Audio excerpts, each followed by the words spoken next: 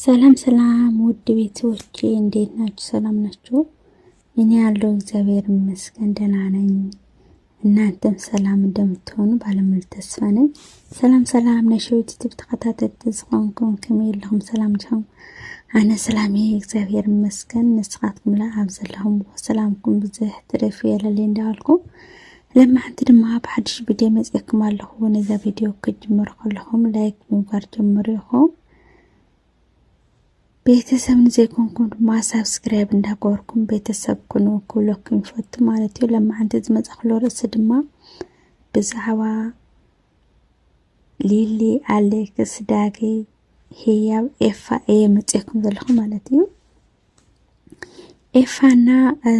ህያብ ዳጊ ትማሊ ከም ትትርእዎም ዝነበርኩም ዳጊ ዝኾነ ሃብል ብምሃቡ ኤፋ ተናዲዱ ህያው ድማ ንምንታይ ለይትርድአኒላ ኮርያ ከም ዝነበረት ዳጊ ድማ ብጣዕሚ ተጨኒቑ ከም ዝነበረ ርኢና ነርናና ምሸት ድማ በናይ ዳጊ ዩቱብ መጽዮምና ነይሮም ዳጊ ማለት እዩ ንኤፍሬምና ንህያብ ከም ዝፀውዖም ክረኽቦም ከም ዝደለየ ማለት እዩ ካብኡ ድማ ንህያብ ፀዊዑ أنا عطفي إلو مالتي الصرحة بفيديو كريو خلقو بعليسي عطفي كمزو نابك سادك أثر الله خلقوز صبو أي سموين إفرام بحقي عطفي كاود ما يكرتاك حتمي إلو نهي بتسويعوا مالتيو هي بدما دستنيا يكونت نيرا ريخم ويخم دبربر يلوانيرو مالتيو داغدما هيابي انت خوينا خدبيركي بتسمع لستفطر دبيركي ديونا من يلوا مالتيو هو دبيرني صبو اسمعني زلو قليلات مالتيو انا كمزي ايتصب خوينيرا نمر حيله مصين برن خمزاتات كبيلسي اي مصخنا بتحمي يدبيرني لاتو مالتيو كودما ዳጊ ንመጀመሪያ ጊዜ ኣብ እንዳ አሌክስ ከም ዝሓረኸ ማለት እዩ ንመጀመሪያ ጊዜ ዓሪኸ ኣነ ይርአኒ ያው ካልኦት ግን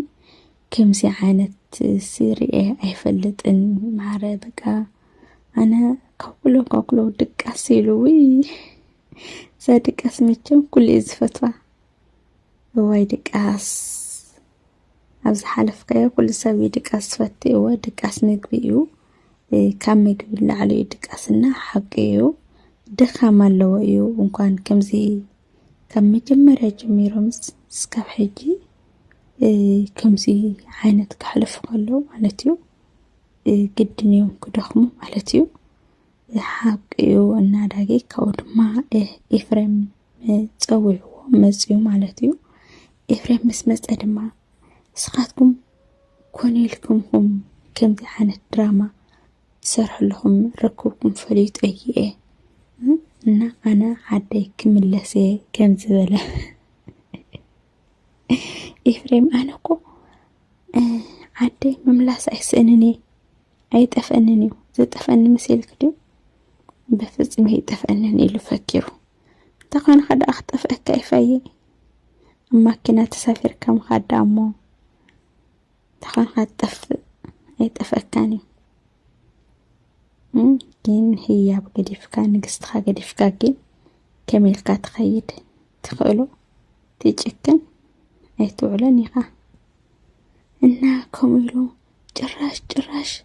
نات كنا نيداقرك فليت أيو مناميل بقى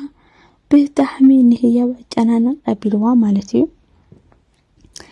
هي بدما بتحميها تجاناني ዳጊ ደሞ ህያ ተረጋጋይ እንዳበለ እንዳረጋጋይ የኔሩ ማለት እዩ ግን መጨረሻ እንታይ ተትኸውን ቤተሰብ ኣነ ሓቂ መስለኒ ኤፍሬም ብጣዕሚ ወይሰይ ነራ ብጣዕሚ ተናደ ነራ ሪኹም ቤተሰብ ማለት እዩ ንምንታይ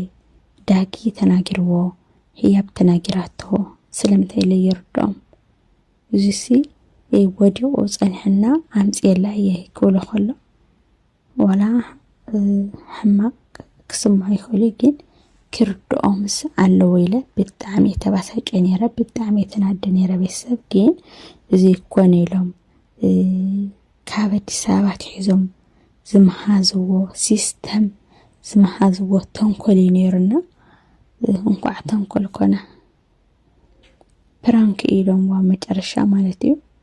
ብጣዕሚ ዝገርመካ ቤተሰብ በእውነት ኣነ ለይ ተፀብኽዎ